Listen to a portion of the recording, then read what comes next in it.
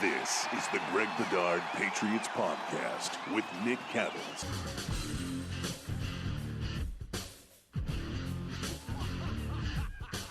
He's Greg, I'm Nick. It's the Greg Bedard Patriots Podcast with Nick Cattles. Well, Greg, we actually have football to talk about. Guys were on the field. They were conversating, discussing certain things. Coaches were out there coaching. It's a great, great time. It's not the end of the world. It's just OTAs, but it's at least football and guys out there with helmets on, and it makes you feel like we're getting closer and closer. Mm-hmm. It was your chance to look at the first on-field practice, right?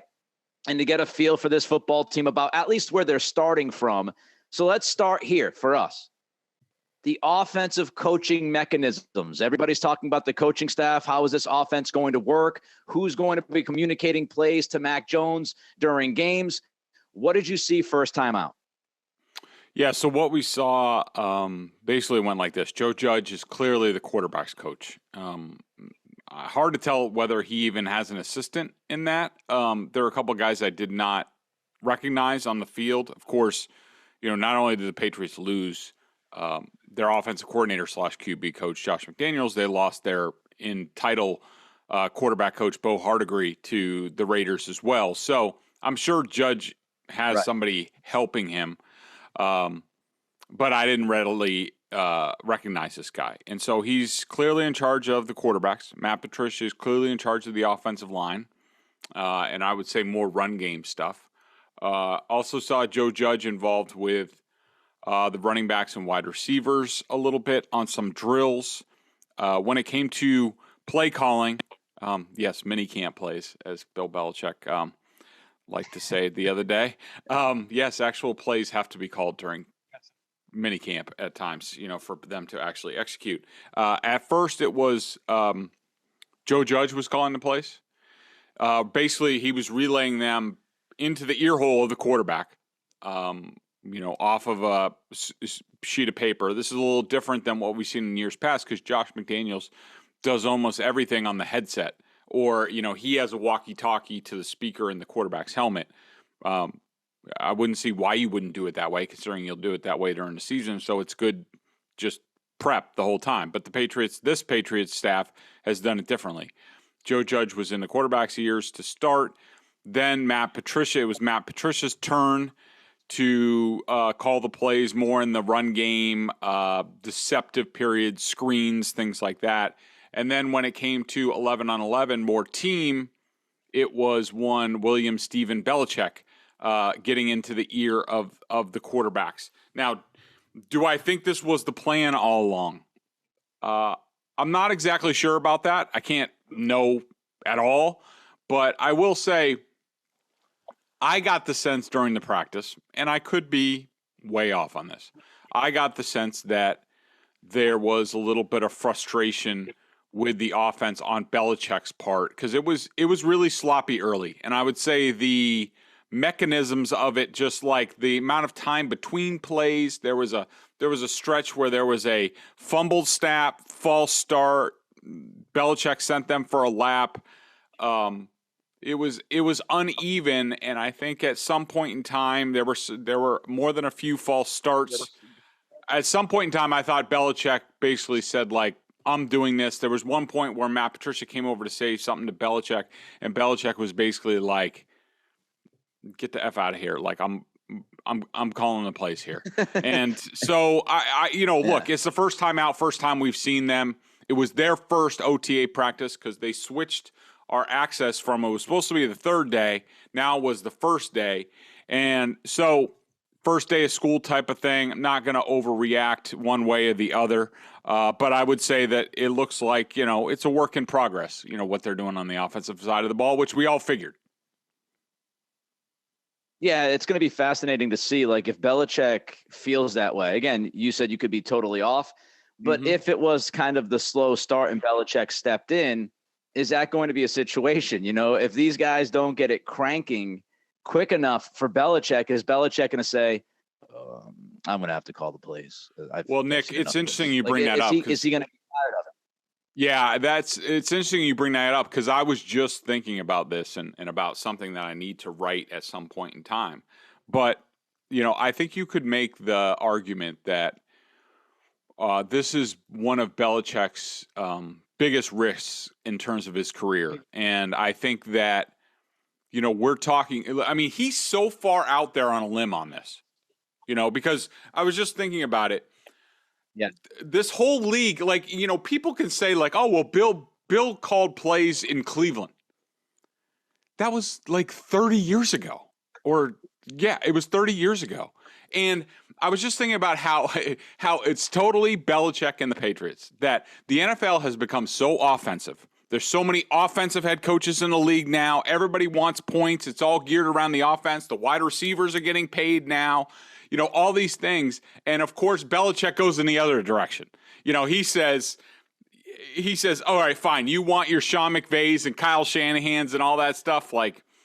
No, I'm going to go the other direction. I'm going to go with a special teams coach and a defensive coordinator on the offensive side of the ball. And so that's all well and good. Bill has earned the right to do that. And I think that's the way the Crafts look at this. But if it blows up in his face, I think it's the biggest risk that if this goes really bad, it could cost him his job at the end of this season, quite possibly if it goes that bad.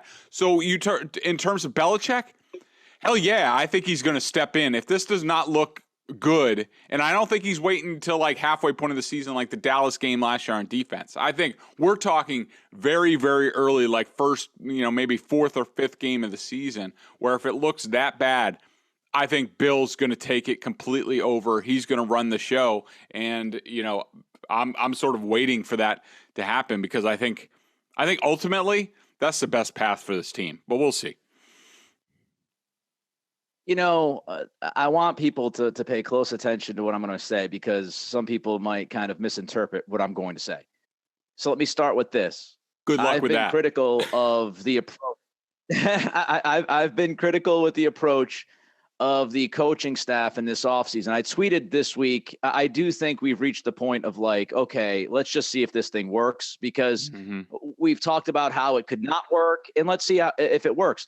What I will say, though, just based off of what you just brought up with Belichick, even if I disagree with kind of what they've done as far as the staff goes, I kind of respect it. And the reason why I respect it is because Belichick is putting himself on the line. He's walking into the room and he's putting what he's got on the table and saying, here we go, baby. This is what I believe. I think we can do this. And he's committed. He's committed to this. He could have tried to pluck Bill O'Brien. He could have tried to pluck Adam Gase, but he believes in it. And it doesn't mean it's going to work out. But I respect when somebody is committed and dedicated and believes in his plan and doesn't care what other people are saying and couldn't care less what the trends are and what the sexiness is. He's focused and saying, this is what I think we're going to do. And you could even talk about the draft that way, right? Again, a lot of people criticize the draft and question the draft. That was Bill and Matt Groh walking in saying, these are our guys. This is an eye of the beholder kind of draft. We love these guys. You can pick us apart, but we're putting it on the table. So we'll see if he's right on it. And I respect it because I don't think everybody that coaches in this league would go out on this kind of limb. And yes, he's got the cachet to do it, and he's got the benefit of the doubt to do it. Not many guys would be able to do this, but I respect the fact that he's willing to put himself out there and do something completely different and outside the box. Whether it works, we'll see. Let's get to some players and other stuff that you witnessed that first practice out, Greg. Let's start with Mac Jones. Mac looks a little toiter physically, like a toiger. His belly looks a little slimmer. He looks a little more in shape. What'd you see from Mac? Yeah, you don't know this, but Mac Jones has been my Awaken 180 buddy the past couple months. Really? No, I'm just kidding. But Mac does look, he does look a little trimmer. He talked about, he's reduced his body fat. He does look better. His stamina, he's out there running. He's first in line. Not that I really, noticed him being last in line before. But it's good. I mean, I'm not going to make a big deal out of it. I think we all expected this. I think anybody who's watched or listened to Mac Jones going back to his Alabama days knew that he was going to be one of the special work ethic quarterbacks, a lot like the guy that he is somewhat successing in Tom Brady, and that he's going to be an animal and going to do whatever it takes to get better. And so this is not a surprise to me. It would have been a surprise if he showed up 250 pounds or something like that. But, he looks good. Good to see. Expected. It's expected for that position. Expected for that position on this team. In terms of tangible results on the field, I'd be a fool to tell you like, oh yeah, I noticed this and he's got extra this on the ball. And I don't know. It was one practice. I thought he looked all right. I thought he was frustrated at times. There's a couple times he fired the ball on the turf, in frustration. But I wouldn't say that's because of the coaching. Mac's like that. He gets frustrated at times. And I would say it was a typical Mac practice where I didn't, really notice one thing or the other. I thought it was a little bit more disjointed than normal. But again, first practice, a lot of new guys, rookies, all that on the field for the first time. So typical first practice. To me, no huge takeaways on Mac Jones other than he's all about that business, and I expected him to be. Yeah, to circle back on the weight thing, I was talking to my dad last week, and he said, that Bedard's lost a lot of weight. Man, Bedard lost some weight, huh? I said, yeah, he did, Dad. But Bedard has lost some weight. Let's get to scheme stuff. Bedard. Let's get to some scheme stuff here, Greg. Anything that stood out to you that was interesting? Yeah. And again, you're going to hear me say this over and over again. So let's just make it one huge caveat, so I don't have to keep saying it, that it's early and it's one practice and we don't know. And especially in these mini camp situations, oftentimes they're installing like one part of the game, and that's all we're seeing. And so we don't know what they're doing behind closed doors, the other two practices, each OTA session that we can't see. Now, we'll know a little bit more at the mandatory minicamp where all 3 days are open. There's a lot more going on. I think they can wear pads a little bit, maybe. I forget what the rules changes were. But to me, what was really interesting was that the Patriots in this practice, as far as an offense, they almost exclusively ran outside zone runs, screens, a lot of zone sort of boot action passes. Basically, if you close your eyes and open them really quick, you would have thought you were at a Kyle Shanahan practice. Like that's what they were doing. Now, and even to the point where this really surprised me, and I had to do like a double check because everybody knows that I watch the offensive line a lot, even during practice when, the offensive line are way down the other side in a corner. Like, it's I like to call that Dante's Inferno because it's where, Dante Scarnecchia used to put them through the paces, and they basically had their own place. This is you see this at every offensive line practice, college, NFL.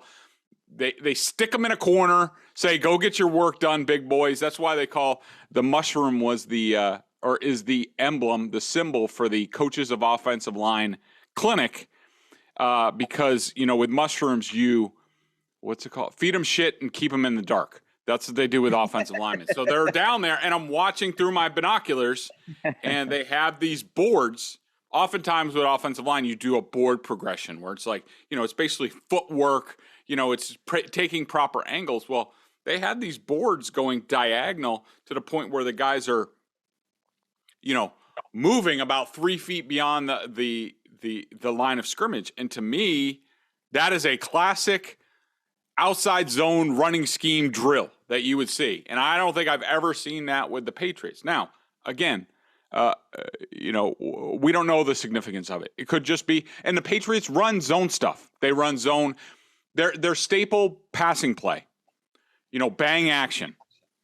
It's basically the old Peyton Manning stretch run, hold the ball out, fake one way, get everybody flowing. Brady or Mac Jones goes back 2 steps, boom, hits a tight end or a wide receiver over the middle. That's a typical zone play. So they have this in their playbook. They run zone, they run power in terms of the running game. They do it all. So this could have been a zone install day. But it is interesting, because I asked around people who understand what the Patriots have done in the past offensively, what they're doing now. And I asked them the significance of this. And they told me that don't go overboard on this right now, but keep an eye on it and see what happens ultimately. Because I will tell you that in years past, Belichick has shown an interest in going to incorporating more of these Shanahan offensive zone principles into the offense, Josh McDaniels wanted to get more athletic after James Devlin at fullback, the drafting of Dalton Keene. But Belichick, they never had the pieces, or it wasn't the right time for them to do that when Josh McDaniels was here. Now that he's not here, is Belichick making a harder push to do more of this stuff?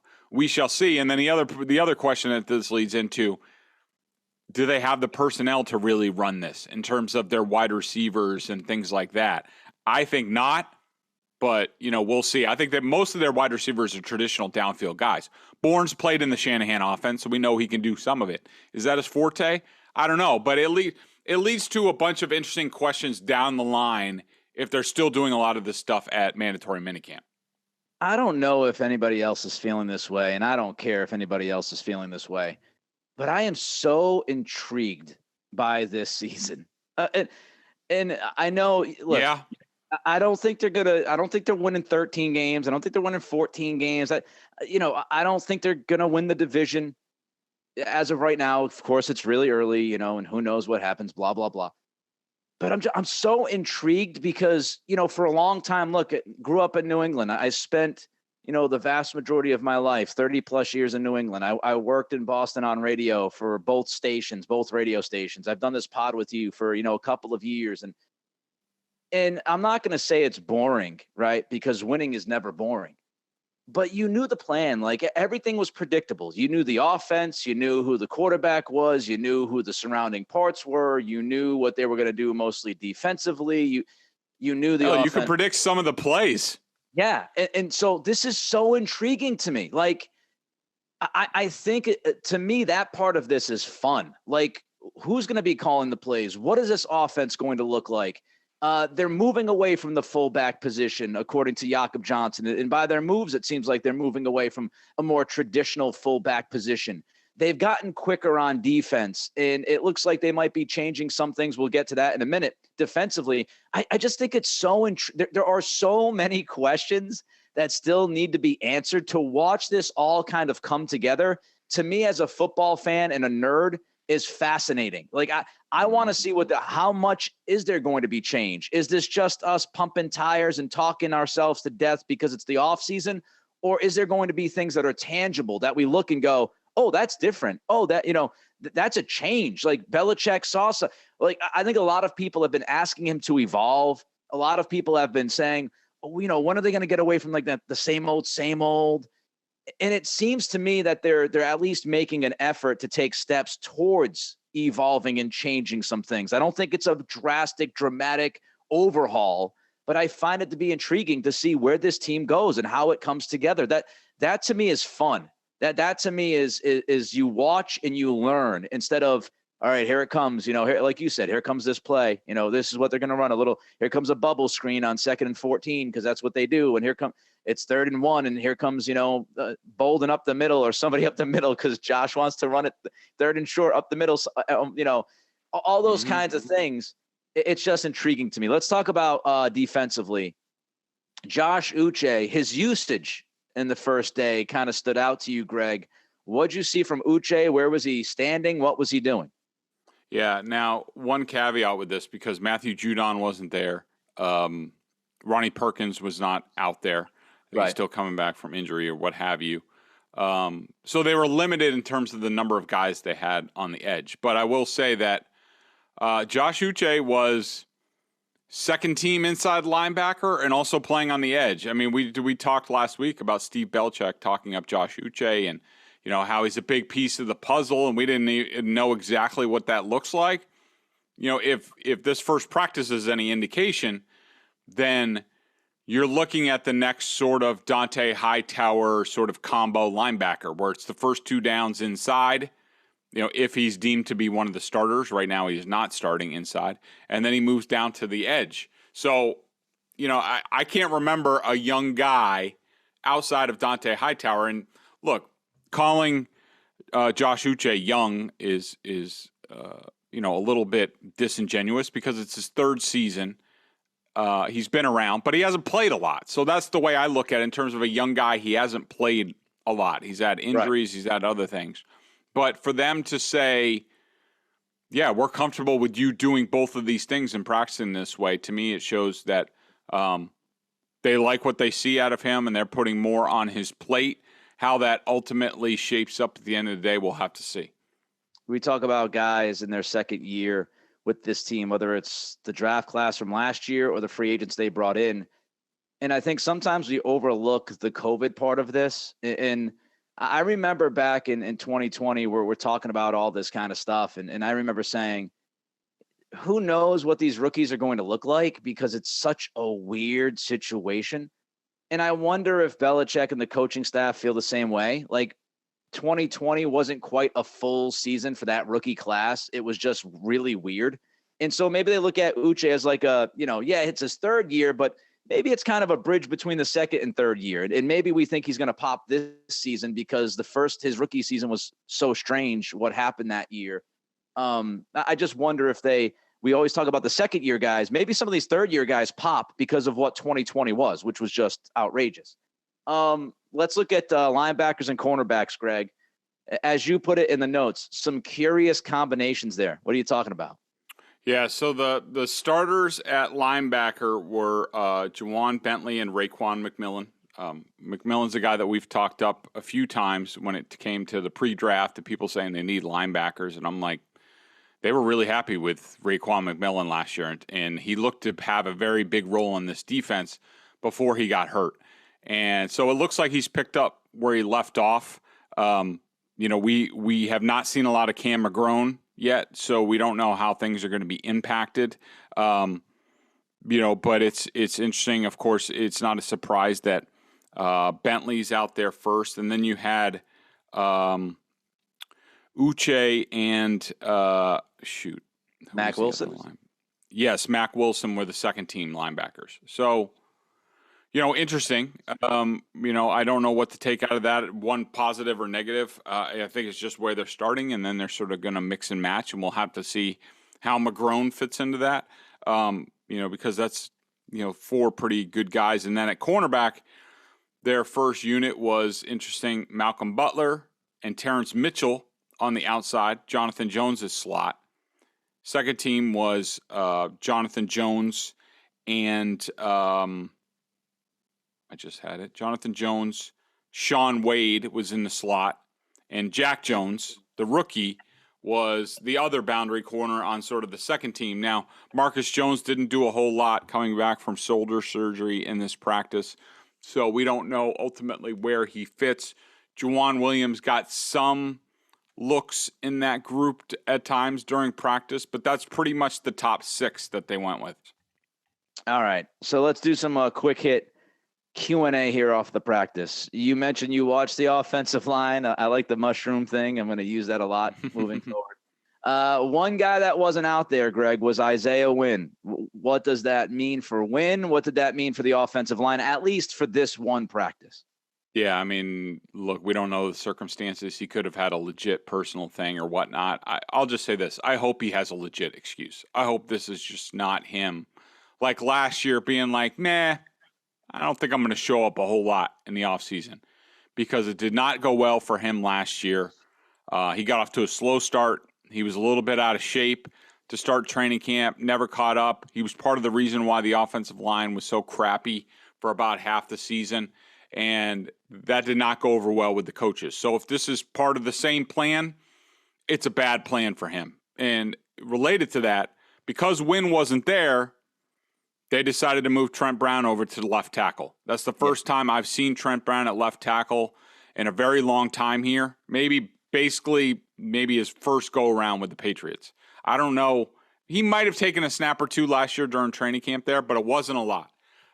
For him to practice an entire practice at left tackle, that shows me that the Patriots are at least giving a look at this, at maybe going with Trent Brown on the left side, because, and this is my warning to Isaiah Wynn, if the Patriots think that you could have been at this practice and you weren't at this practice after what happened last year, this is the way things go.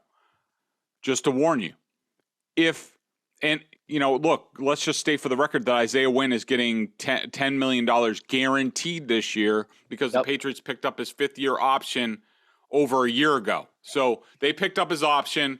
He barely showed up last offseason. They had no choice. They couldn't rescind the fifth-year option that they guaranteed, so now they're stuck with it. Now, it can be moved via trade. And so my warning to Isaiah Wynn is if he thinks he's just, because he's on a guaranteed contract, that he's just going to coast, I would be prepared to play someplace else this year, because this is the way it goes with the Patriots. They'll get a look at Trent Brown at left tackle. If they like what they see and they're not exactly happy with you, then they start saying, you know what, let's just go with Trent Brown at left tackle. We got Justin Herron. We got other options. We got Stuber, who we drafted. He can play right tackle maybe. Let's go in that direction, because quite frankly, I'm sick of looking at Isaiah Wynn. I'm sick of not seeing Isaiah Wynn here. And so let's just move on and cut bait and see if anybody will give us something and take the $10 million off our hands, and we can have that on the cap now, blah, blah, blah. So we'll see. You know, I assume there were two other practices. Basically, the Patriots practiced Monday. Tuesday was an off day, and then they practiced Wednesday and Thursday. So Isaiah Wynn, for whatever reason, could have said, I'm not going to go on Monday, but I'm going to go on Wednesday, Thursday. That could well be the case. I don't know if that's a good thing for the Patriots, but just it bears watching what happens with this. One of the names that a lot of people want to talk about, and rightly so, is Tyquan Thornton. And we've called him kind of the swing pick in this draft. If he hits, this draft looks a lot better. To the naked eye and the pundits and draftniks out there. He was off to the side, didn't do a whole heck of a lot at this practice. Greg, does that tell you anything, or, no big deal? Maybe he's just kind of slowly transitioning here. Yeah, I know he's been dealing with some sort of issue. It didn't look like it was overly concerning, whatever he had. Saw him working on the rehab field. I'm not overly concerned yet. I'll be more, if he's not out there for mandatory minicamp, I might be a little bit more worried about this, because as we know, young players, rookies, especially at wide receiver, need every practice that they can get. And every practice that they miss really hurts their development and their chance of really hitting year one. That being said, this rookie class in general, boy, are these guys skinny. I mean, holy man! I was talking to somebody the other day who whose buddy went to school with Tyquan Thornton. They were in the athletic department together, and they're just like, man, that guy, if he turns sideways, you don't see him. I mean, he is him. Jack Jones is skinny. Marcus Jones is tiny. Like it's a very interesting, physically, it's a very interesting rookie class. We'll see that. We'll say that. Got to give him some steak and cheeses, man. You got to get him to Fenway, so get some of them sausage and peppers cranking during the baseball season. Send them to the North End. Well, they'll fatten them up. That's it. Send them to the North End, baby. So Tyquan wasn't out there doing much, but somebody who was out there, and I saw some tweets and some stories about this guy looking, pretty good in the first time around. I wanted your thoughts, first impression on Devontae Parker. Yeah, I like Devontae Parker. I mean, I don't think he's going to, it's not like Randy Moss or anything like that. But, just the look of him, he just looks physically, how he does things, how he runs his route. He just looks like a professional wide receiver. Like, it sort of reminds me of, and look, this guy had his issues. And speaking of skinny, he was also a little bit skinny. But it reminds me a little bit of, I would say, Brandon Lloyd, and also a little bit of Brandon Cooks. When he came here, Cooks was, a few years into his career, not the same type of receivers at all. I'm just talking about, like, you could tell he's put together. He's got his professional body. He's strong. He runs the right routes. He knows what he's doing. So I was intrigued by that. He looks the part. Like, if you were putting together a movie, he looks the part. You'd plug him in there as the wide receiver, and he'd fit in fine. Jack Jones, you brought him up a couple times here. One, that he's really skinny, but also that he was the second, part of the second unit there on the outside at cornerback. Was he more involved than you thought he would be first day for a rookie? Yeah, I would say so. I mean, it's hard to tell down the depth chart. I did think it was interesting that he was fielding punts at the end of practice as well. So, we knew Marcus Jones did that. It doesn't surprise me that Jack Jones did it. I didn't study him that much, so I don't know exactly what he did in college, but I thought that was interesting. But, definitely Jack Jones has quick feet. Looks the part. Is just, he's skinny. He's going to have to get stronger and things like that. But certainly looks like he'll be in the competition at the cornerback spot for sure. If this dude could be part of the rotation, that makes me feel at least somewhat better about the cornerback room. If this continues, again, it's the first day. We don't know. But if this kind of progresses and we see him sticking with those guys and in a rotation consistently, and then preseason he's out there playing and mixing it up with some of the ones, it'll be fascinating to watch his progress. The BostonSportsJournal.com member question of the day. Check them out at BSJ, $39.99 on the annual plan. Of course, they've got your Celtics coverage, big game 5 tonight in Miami. The Bruins, their season is over. Let's not blame Bruce Cassidy, please. It's not on him, at least in my opinion. Red Sox offense, Greg, we talked about it last podcast. It's picking up. All those Trevor Story takes are aging very, very badly for some people in Boston because they wanted to go crazy after 6 weeks. All he's doing is hitting home runs now. So you can get all of that coverage plus Greg's Patriots coverage, which involves his video analysis and the coach's film, direct access to him in weekly chats. Again, $39.99 on the annual plan, BostonSportsJournal.com. So we've got 2 questions, and they're both related, and then we're also going to look at kind of the defensive line overall. So I'll get through the 2 questions, and then we'll look at kind of the defensive line alignment, and you can tell people how you feel about it. The first one is from Mike Stoneham. The 4-man line seems sensible. Not sure why you separate the nose tackles from the tackles. If they were to go 4-3, those guys could certainly be interior 4-3 guys. He's, again, talking about the alignment and something that you wrote about, which, again, we'll dive into in more detail in a minute. Then we've got M. Kelleher saying, what's the difference between end and edge in the Patriots 4-man front? So, Greg, just kind of what you saw defensive line alignment-wise and where you kind of see these pieces of the puzzle fitting together.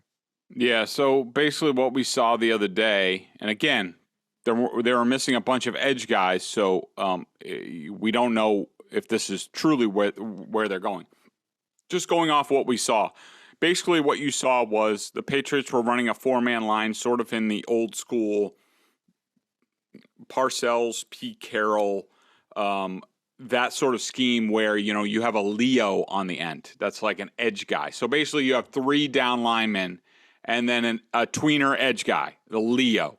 And so basically the way they lined up, if you want to visualize it, at end they had Dietrich Wise. These are the starters. Nose tackle, Devon Godchow. Tackle, Christian Barmore, because Lawrence Guy wasn't there. And then on the edge, it was Josh Uche at times. It will be Matthew Judon. So maybe Judon doesn't even need to start. That's why you would have Judon at inside linebacker for the first 2 downs. And then on passing downs, he could move to an edge when you take off one of the defensive linemen. But anyways, so to address these questions, number one, yes, you need to separate the nose tackles and tackles, Mike and Stoneham. We've been over this many, many times. And I don't know what you've seen out of the run defense the past few years to make you indicate that they have the right pieces on the field to do what's needed to stop the run. You need a nose tackle is a guy who 2-gaps, who just takes up blockers. He's sitting in the gap where the team wants to run and he doesn't move. Okay, that's been a problem since Vince Wilfork left here and went to Houston, because guys like Devon Godchow are getting shoved down the field, and that leaves the linebackers exposed and they can't stop the run. So nose tackle and tackle, you can't just, against the run, on the first couple downs we're talking about, you can't just put out Christian Barmore and Byron Cowart.